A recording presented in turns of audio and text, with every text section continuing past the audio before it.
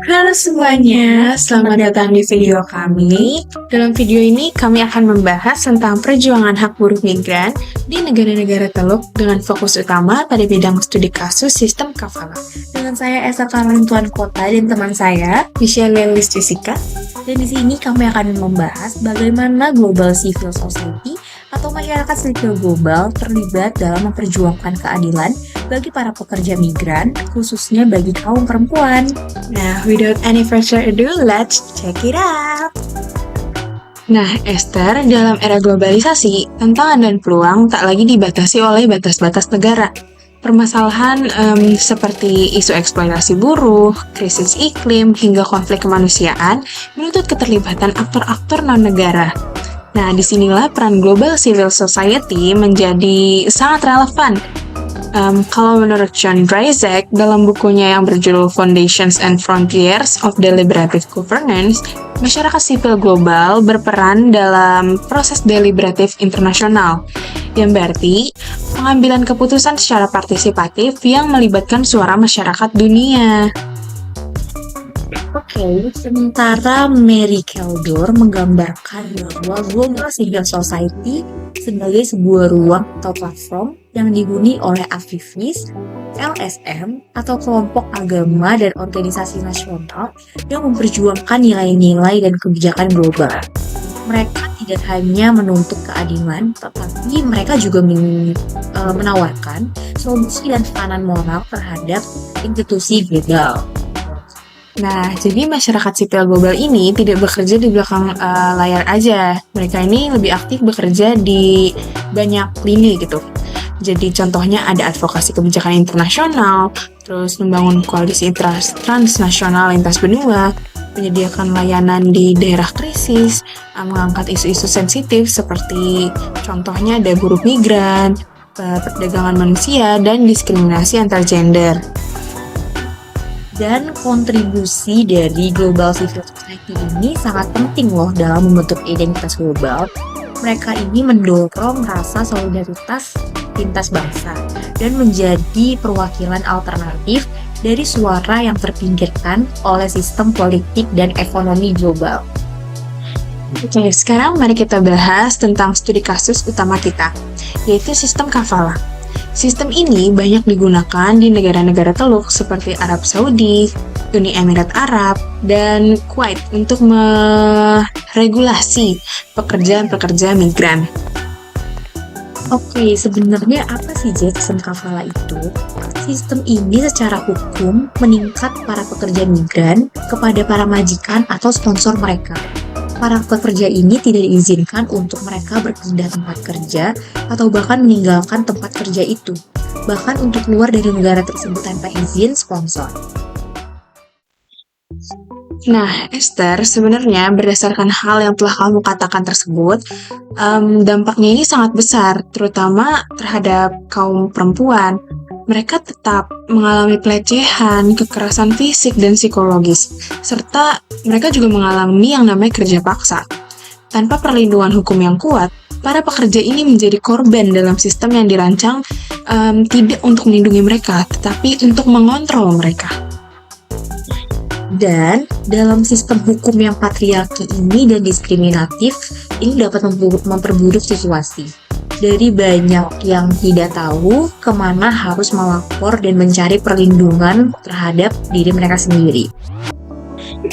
Nah, benar banget Esther, dalam kondisi yang begitu rumit, peran masyarakat sipil global sangat menentukan. Mereka bisa saja membentuk gerakan advokasi global seperti kampanye migran internasional, pemantauan HAM, serta pelaporan kasus eksploitasi ke media yang luas, contohnya media internasional. Seperti yang kita tahu, Jess, salah satu hasil nyatanya itu adalah di reformasi hukum di Qatar. Penghapusan izin majikan untuk pindah kerja dan penetapan upah minimum non-diskriminatif ini merupakan langkah awal meski belum sempurna. Nah, meskipun demikian, tantangan yang mereka hadapi ini masih besar. Contohnya ada NGO yang masih sering mengalami pembatasan akses, tidak diisi. Contohnya kayak mereka nih nggak diizinkan untuk masuk ke negara Teluk untuk memantau kondisi buruh secara independen gitu. Nah, bener banget Jess. Pemerintah Teluk ini kerap presintensi terhadap politik luar. Mereka lebih memilih mempertahankan citra daripada reformasi yang menyeluruh. Ketiadaan transparansi dan ruang kebebasan sipil ini menyulitkan perlindungan hak asasi manusia. Oke, Ter. Jadi kan kita nih udah cukup panjang ya membahas kasus dan masalah ini. Lalu kira-kira apa sih pelajaran yang bisa kita ambil? Kalau menurut saya, pelajaran yang kita ambil bisa berupa bahwa perubahan sistemik itu nggak hanya mengandalkan negara atau institusi formal aja, tapi masyarakat sipil global juga memiliki kekuatan moral dan jaringan solidaritas yang mempengaruhi tatanan global.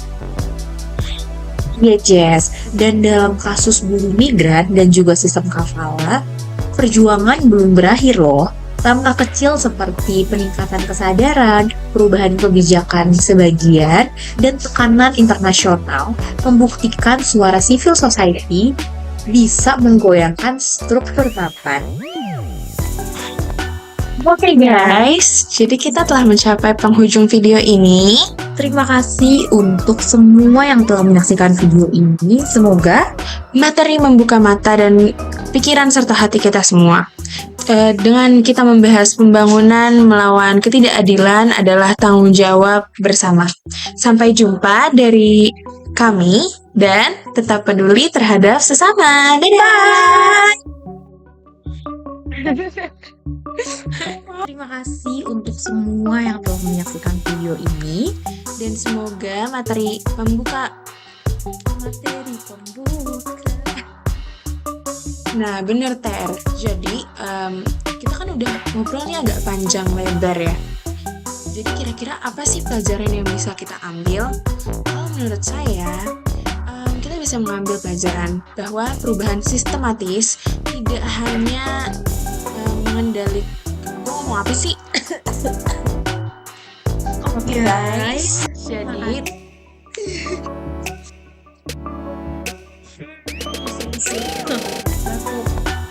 rekaman dia batuk.